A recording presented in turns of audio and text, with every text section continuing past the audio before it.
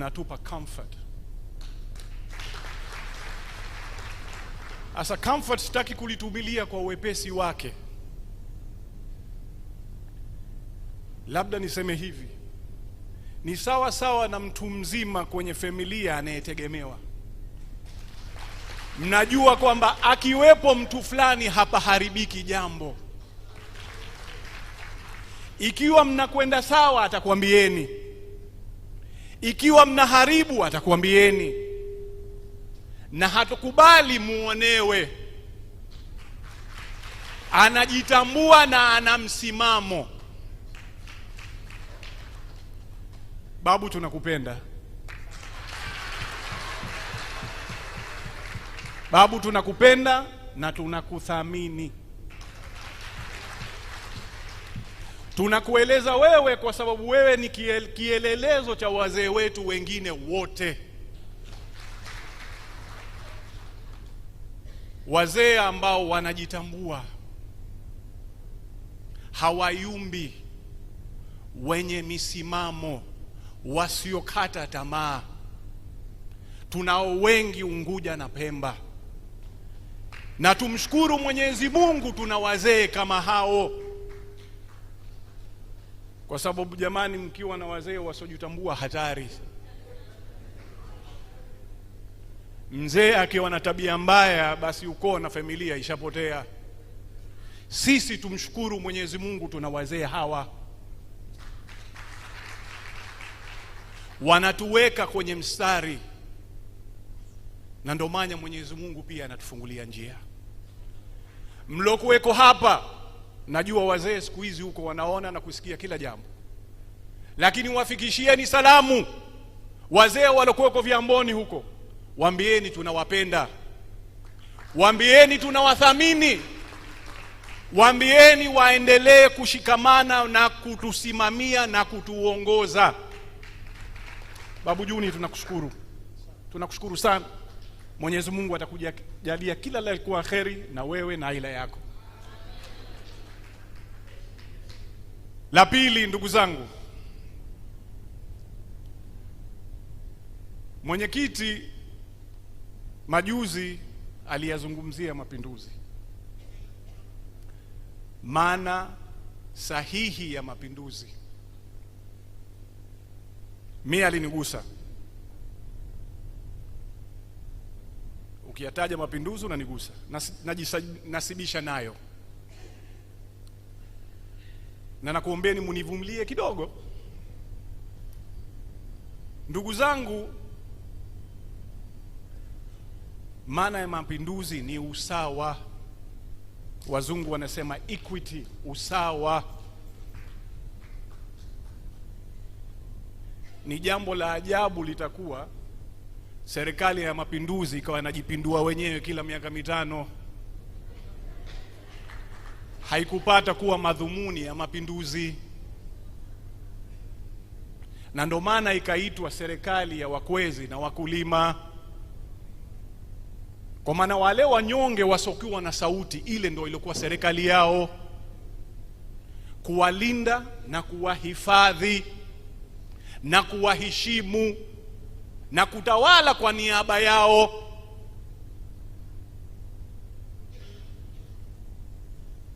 Mmenifahamu? Sasa mimi namshukuru sana mwenyekiti wetu, aliliweka vizuri hili. Madhumuni ya mapinduzi ni sisi, kila mmoja wetu, Unguja na Pemba na visiwa vingine vyote vinokaliwa na wanadamu katika Zanzibar hii. Si jambo jingine lingine lolote lile. Wala haikuwa madhumuni ya mapinduzi kila miaka mitano ikawa inafanya mapinduzi tena. Mapinduzi yashamalizika. Yalikuwa siku moja tu, tarehe 12 Januari 1964. Marehemu Mzee Karume akaitandika serikali yake na wakaweka miongozo. Miongoni mwa miongozo hiyo ni sisi na ustawi wetu, haki zetu, fursa zetu na uwajibikaji wa serikali kwetu sisi, si kikundi cha watu. na sisi hatuwezi kukubali vingine vyovyote vile. Mapinduzi! Naam, hatuwezi kukubali vingine vyovyote vile. Jengine, ndugu zangu, sisi upande huu wa Maalim Seif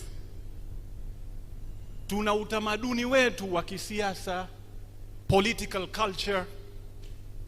Tuna utamaduni wetu kwa namna tunavyoishi na desturi zetu. Sasa hapa nataka kidogo tukumbushane, tusibadilike,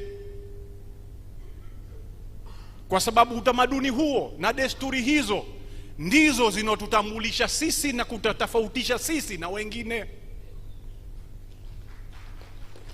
Bado nafikiri hamjanifahamu.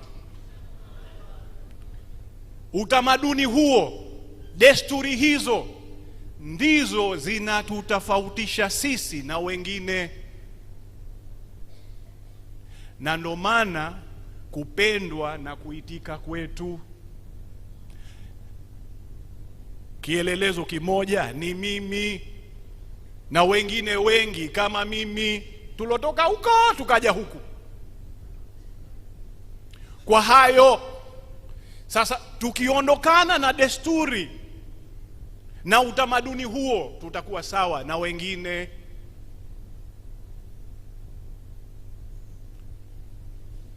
Na ndio maana nimewataja hawa wazee, wanafahamu haya. Nataka hapa kuchukua fursa hii maalum na adhimu, tukumbushane. Hatuna haja kubadilika na kufata jengine. Tunakubalika, tunaaminiwa hivi tulivyo.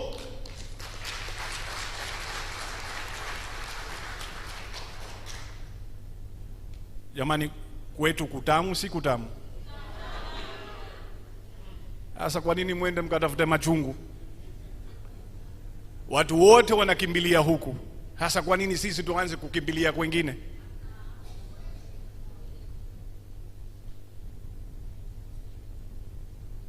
Jengine,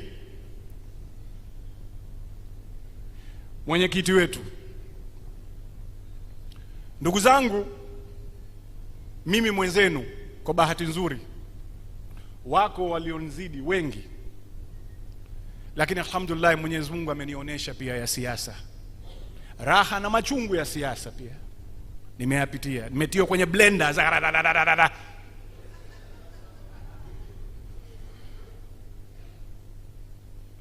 Nilikuwa na wahesabu kunguni wa Madema pale tu kila wakati, nilikuwa naweka hisabu.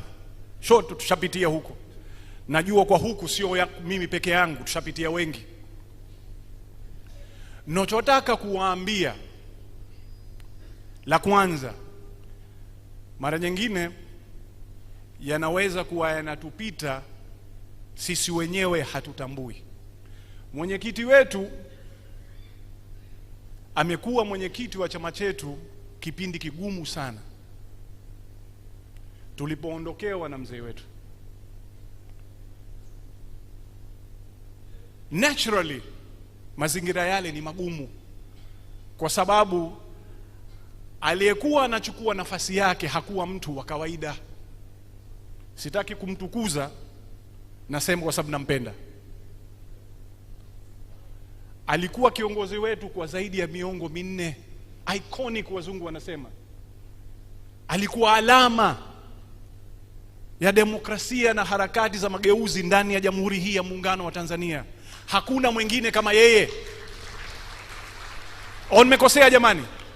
Yupo mwingine anafanana na Maalim Seif? Mimi simuoni.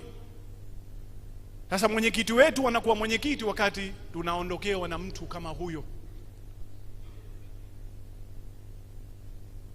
Lakini tizameni la ajabu, uwepo wake imekuwa kama vile umeme unapokatika na ukawaka hapo hapo. Wazungu wanasema blink of an eye. Hata hatukuhisi kama Maalim kaondoka, hayupo tena. Jamani, mnaliona? Lakini hilo hakuona sababu ya kubadilisha desturi, utamaduni na misingi iliyojengeka. Aliona kwamba hichi chombo kinaelea, kimeundwa. Yeye akaongeza ya kwake, na wala hatukuhisi kwamba Maalim kaondoka. Tunaendelea kuwepo, utafikiri Maalim yupo. Huo ni uongozi. Uongozi wa namna hiyo unataka busara kubwa sana, kwa sababu ingekuwa mtu ambaye anataka kulazimisha hali aonekane yeye kwa mazingira kama yale, tushavurugika. Wako wachache waliofunga virago wakapita mlango wa nyuma, lakini wako wapi?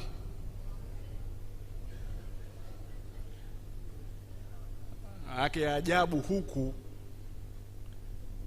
ukimsaliti yule marehemu na wenzake haifiki hata wiki, ushasahuliwa. Huo ndo ukweli jamani. Tumeishi, si tumeyaona? Hapa hapa tu hai tunayaona. Si vizuri kuwataja watu majina, walikuwa wenzetu, lakini wako wapi? Wakipita wanajibanza na viambaza, kwa sababu huku kuna matumaini ya Wazanzibari. Huwezi kusaliti matumaini ya Wazanzibari, utapotea njia tu. La pili, kipindi chote hichi mimi ni miongoni mwa, na wenzangu ni miongoni mwa hiyo kamati ya mashauriano. Ndugu zangu, nataka niwahakikishie, mikononi mwa Mheshimiwa Othman Masoud Othman tuko salama.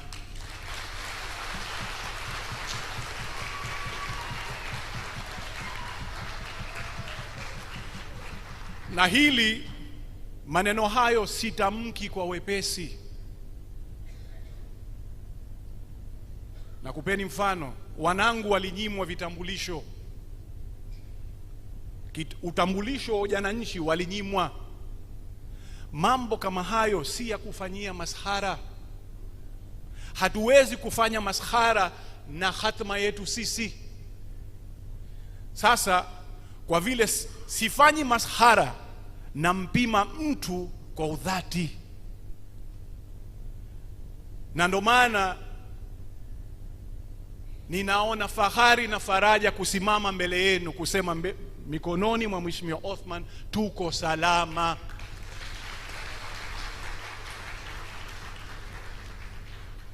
Na pengine kwa hayo nataka kuyasema mengine, Maalim Seif yeka, wengine mnaweza mkanuna, lakini msiune mie miongoni mwenu, maana na mie nampenda Maalim Seif hivyo hivyo. Kwa mengine, mwanafunzi kamzidi maalimu wake.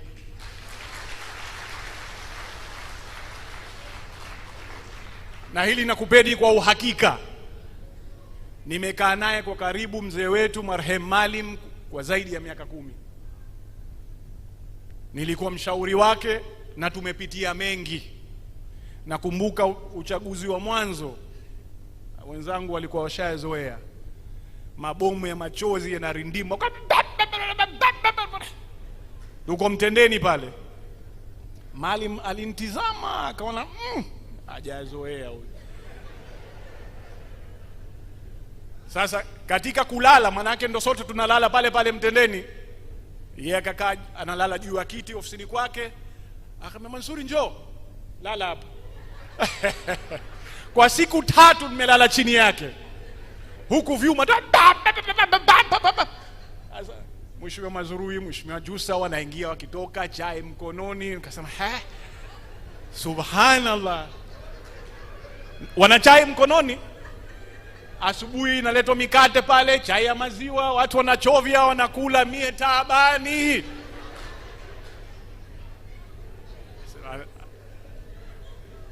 Alhamdulillah, yamepita mengi.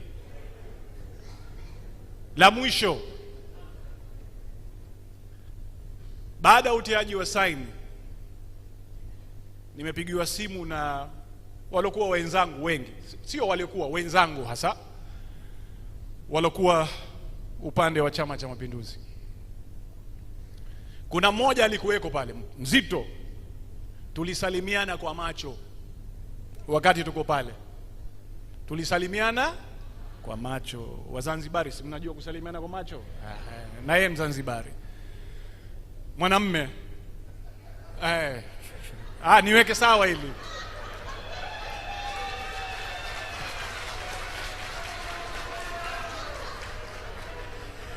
ACT Wazalendo, Mapinduzi. Alinisalimia kwa macho. Nikae kitako? Umesimama. Baadaye akanipigia simu, akatumia namba ya simu, aliniletea message, nikajua huyu. Akatumia namba ya simu ambayo mimi sijui, lakini alikuwa kishaniletea message. Kwa anavyoandika namjua. Nikamsikiliza, tukazungumza, akanambia lakini utekelezaji, hayo yote mlotia saini nini utekelezaji? Nikamwambia ushamaliza? Nikamwambia sikiliza, tunakujueni kama mimi ninavyokujua wewe. Vipi? Lakini nikamwambia sikiliza Sheikh, mimi na wewe katika umri ambayo tunatumikia siasa kwa ngazi hiyo, tunatumikia kwa zaidi ya miaka 20 sasa, yamepita mengi, lakini nyinyi mwisho mlirudi wapi? Kwa maana ya wao, mlirudi wapi? Panda shuka, vishindo, fanya ufanye, mlirudi wapi? Si pale pale Ikulu kwenye meza ya mazungumzo, na ile nyumba ya kutia saini mmeijenga nyie, na nyote mlikuwepo, chama chako chote kilikuweko pale. Nikamuhisabia, alikuweko mwenyekiti wa chama chako, alikuwepo makamo, katibu mkuu, makamu wa rais, wajumbe wa kamati kuu, wal halmashauri kuu, viongozi wa serikali, chama kizima kilikuweko pale. Nini maana yake? Kwamba mwishowe mtarudi pale pale kwenye meza ya mazungumzo, hakuna njia nyingine. Nikamwambia mimi na wewe tangu mwaka wa 2000 tumepitia mengi, lakini mwishowe nini? Tunarudi pale, na tukafika kukubaliana kwamba hakuna njia nyingine isipokuwa njia sahihi tuliopitia hivi sasa ya mazungumzo na kufikia makubaliano. Utayahalifu mara moja, lakini mwisho utafika wapi? Pale kwa ACT Wazalendo. Sasa ndugu zangu, kwa nini nimeyasema hayo?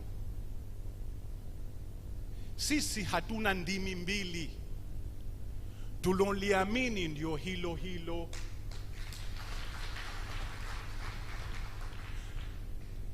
Hii kamati ya mashauriano hii ilikuwa haina kikao cha pili cha kwenda kuvuruga haya mlokubaliana kwenye kikao cha mwanzo. ACT Wazalendo ikizungumza, ikikubali, kauli ndio hiyo moja, na yale yote tulokubaliana na CCM tutayasimamia kilillahi kwa kuyatekeleza. Lakini pia hatuhofii kusema ukweli. Sisi tunasema ukweli. Yakiharibika mwenyekiti atakwambieni, kwa sababu huo ndio ukweli. La mwisho kabisa, la majuzi ni kubwa, narejea tena, ni kubwa, yamepita mengi. Nimeyaona miafaka nikiwa mjumbe wa baraza la wawakilishi tangu marehemu Benjamin William Mkapa. Nimeona maridhiano nikiwa mjumbe wa kamati ya maridhiano ya Mzee Moyo. lakini ya Alhamis hayajapata kutokea.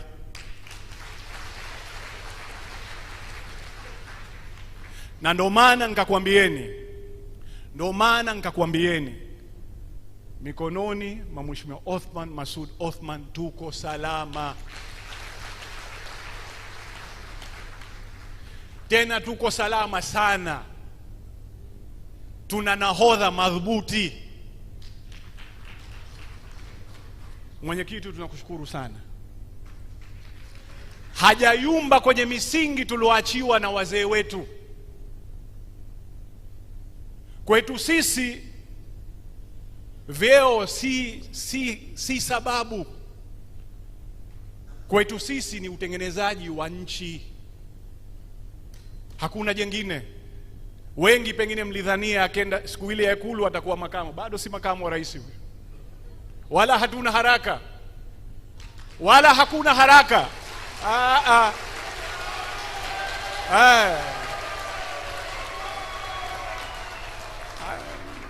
Ndio maana nikakwambieni mikononi mwake tuko salama.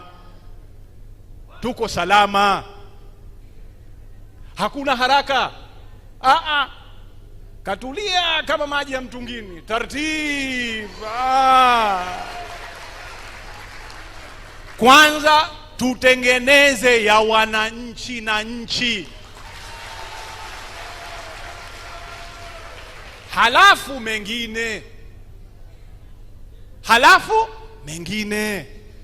taratibu. Hatujapata kuwa na papara.